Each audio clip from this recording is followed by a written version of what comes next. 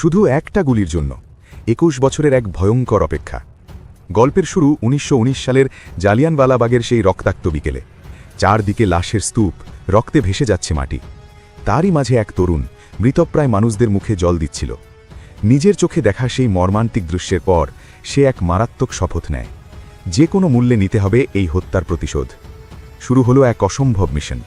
ভারত থেকে Africa, America হয়ে সে পৌঁছালো খোদ ব্রিটিশদের ডেরা লন্ডনে। নাম ভারিয়ে, পরিচয় লুকিয়ে দিনের পর দিন চলল সুযোগের খোঁজ। এর মাঝে গুরু ভগৎ সিংয়ের ফাঁসি তাকে ভেতর থেকে আরও বেপরোয়া করে তোলে। গল্পের শেষটা শুনলে তোমার গায়ে কাঁটা দেবে। ১৯৪০ সাল।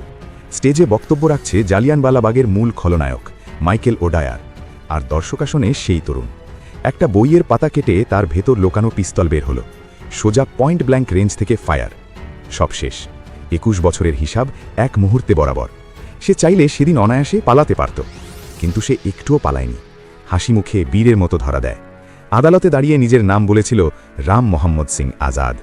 হিন্দু, মুসলিম, শিখ আর স্বাধীনতা সব একসাথে। ১৯৪০ সালে হাসি মুখে ফাঁসির দড়ি গলায় পড়েন সর্দার উধম সিং। আজকের দিনে এমন নিঃস্বার্থ দেশপ্রেম কি আদৌ সম্ভব? ভিডিওটা সবার সাথে শেয়ার করো আর কমেন্টে জানাও।